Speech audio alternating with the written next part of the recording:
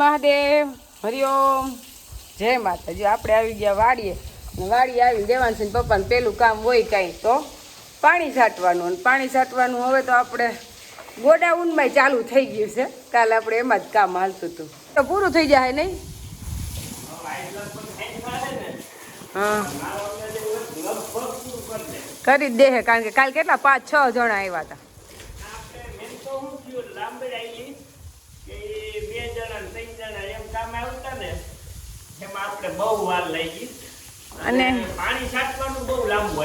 અને એની પાસે માણસો તો હતા પણ એ લગન ગાળાના હિસાબે એ આવતા નહોતા. એ ભાઈએ બિસાડા એના ટાર્ગેટ હિસાબે રાખ્યું હતું અવડું મોટું કામ. પણ એ કે ત્યાંથી આવે નહીં તો હું શું કરું નહીં?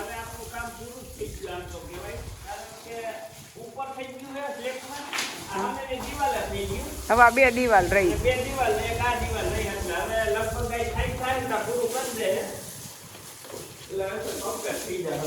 પછી હજી આપણે લાદી વાળા ગોઈતા નથી, એ ગોતવાના છે.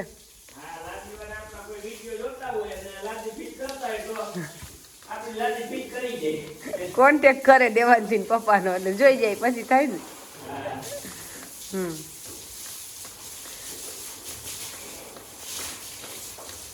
આ દિવાલ પલાર દો, અમે એને આવીને પલારવીની પાસે ચાલુ કરશે જ.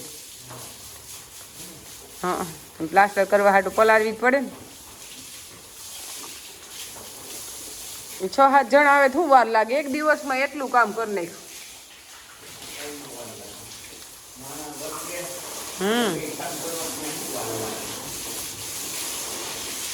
બનાવે છે ગોદડા, અને ગોદડા બનાવવાનો ટાઈમ મળ્યો હોય તો એનું કારણ વરસાદ મોડો છે. ઈ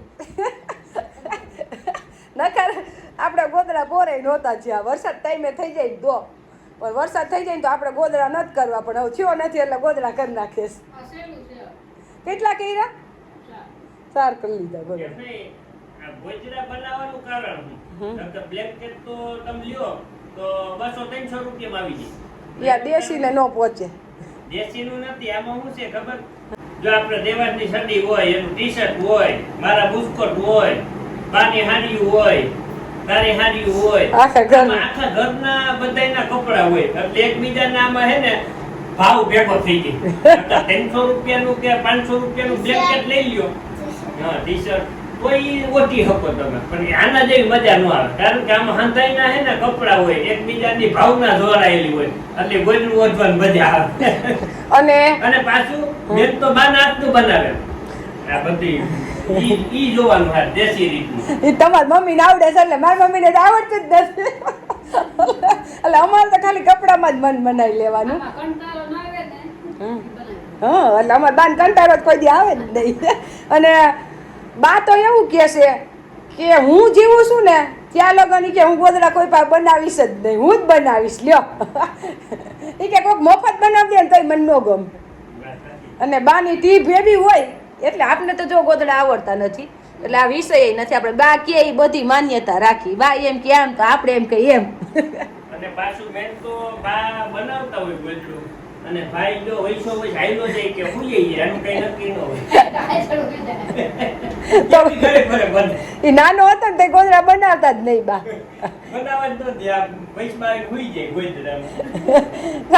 સાનું મને બધા હવે તો સમજે એટલે ના પાડે એટલે ન જાય, નકર એ ગોદડામાં જ હુઈ જાય. અને આ તો ગોદડું વળી બા પાછું ધોરું બનાવે છે, ફરતી કોર મૂકીને, લીલી કોર અને સફેદ ગોદડું. મહેમાન ને પાછળ ઈ પાછું મહેમાન માટે જ. ઈ કેમ નક્કી હોય ધોરું ગોદડું મહેમાન હાટું છે? પેલા મહેમાન આવતા ને અને સફેદ રજાઈનું પાથરીને દેતા, મહેમાની કરતા. હવે શેઠીઓ આવતા એ બધું વહી ગયું. પેલા તો ઢોલિયો હોય લાકડાનો અને આ ગોદડું હોય. એટલે આપણે હજી તો ગોદડા બનાવવાનું બા ચાલુ જ રાખે. ગોદડા એટલા છે કે બાને કઈક હવે બનાવવા નથી, પણ બાને બનાવવા છે ગોદડા કે તૂટાઈ જાય પાછા વર્ષો વર્ષ. હા નાખો એ વાત હાચી, નીકળે એટલા વર્ષો વર્ષ. વેસ્ટ માંથી બેસ્ટ અમે ઈ બેસ્ટ નાખી જ દેવાનું, કા હરગાવી નાખવો પડે.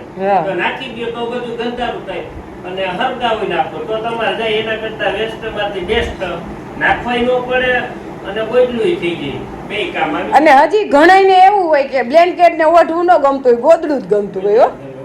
ગમે આમ જોઈને તો ઠંડુ વધવામાં હા. અને બ્લેન્કેટ છે ને તમને ઠંડી હોય ને તો જ મજા આવે હા. ઉનાળાનો મજા આવે અત્યારે જો ઉનાળે ઠંડી જો ખબર પડે 5 વાગે ટાઈટ વાતી તો ગોઠડું તમને વધવાની મજા આપણે ગોટલીનો મુખવાસ એક કાસરોટ ભરીને બનાવવાનો છે એટલે ગોટલા ભંગાઈ કેદું ન ગયા બફાઈ કેદું ન ગયા હુકાઈ ગયા એને 2 દિવસ થઈ ગયા પણ આજ શેકશું ને કાલ શેકશું એટલે આજ આપણે ટાઈમ મળ્યો છે શેકી નાખી એમાંય પાછું બા એવું કે છે કે એકાયરે બધોય નથી શેકવું આપણે જેમ જોઈને એમ શેકશું એટલે બીજો આપણે પેક કરીને મૂકી દેવું જ્યારે ખૂટશે ને ખાવામાં શેકેલો ત્યારે પાછો શેકી જાય જરૂર પડશે તઈ હા તાજો તાજો એટલે હે ને કોઈ ઘીમાં શેકતા હોય કોઈ તેલમાં શેકતા હોય અમારે કોઈને ઘીમાં મુખવાસ શેકેલો ભાવે નહીં અમારે રૂહીને મુખવાસ બહુ ભાવે અને એને ઘી ભાવે નહીં એટલે અમે તેલમાં શેકીશ અને તેલમાં હે ને આમ જોઈને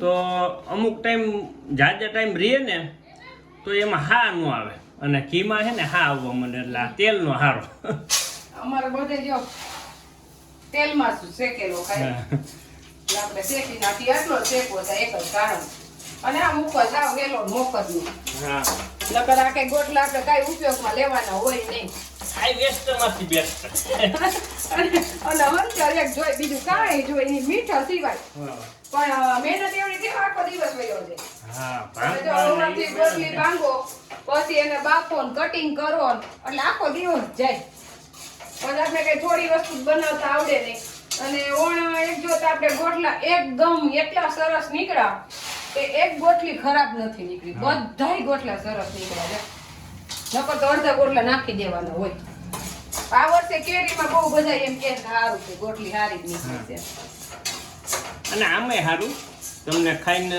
ફાકી ખાવાનું મન થાય ને તો આ મુખવાસ ખાઈ લ્યો ને તો ફાકી ખાવાનું મન ન થાય એને ફાકી વાળાને તો તમે હોનું થોડું કાગળમાં નાખીને જોઈને તો એને તો ફાકી જ જોઈએ એટલે આપણે કઈ ખાઈ લેતા નથી ખાતા એવું નહીં પણ હવે હાવ બંધ કરી દીધી નકર કઈ ખાતા પારવી પણ હવે પારવી નથી ખાતા હાવ બંધ જાય 3-4 મહિનાથી કટકોય મોઢામાં નથી નાખ્યો નકર એ ખાતો એ અઠવાડિયે 10 દિવસ 15 દિવસ એવી રીતે કંઈક ખાતો એક કટકી લેતા કોપામાંથી પણ હવે બંધ કરી દીધું હાવ બંધ એને બંધ કરી મને આજ ખબર પડી હા જ નથી એટલે આમ તો ઘરે તો ખબર જ ન હોય હું ફાકી ખાવી એટલે તમને ખબર જ ન હોય એ કઈ એક કોક દીક મહિને એકવાર પણ તમે ડેલીએ પગ મૂકો ને ત્યાં મને ખબર પડી જાય કે તમે ફાકી ખાઈને આવ્યો કારણ કે મોઢામાંથી સીધી વાસ આવે ફાકીની એટલે હું કઈ કહું કે આજ તમે કટકો ખાઈને આવ્યો છો એટલે કટકો નહીં કાયદેસર જ ખાઈ લઈ પણ ફેર નથી સડતા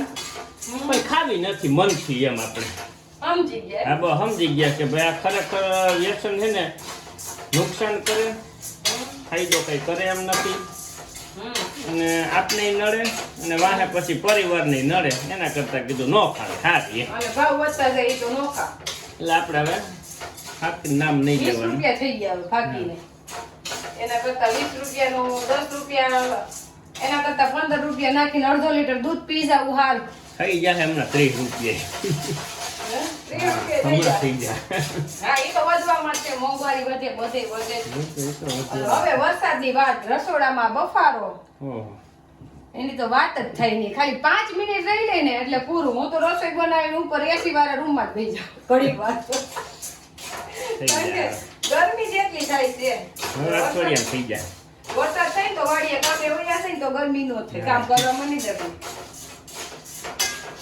હવે આપણે ગોટલીના મુખવાસમાં મેન કઈ હોય તો હંચર એક નાખવાનું એમ હવે આપણે હંચર નાખી દઈએ એમાં માપમાં હાથ રાખવો જોઈએ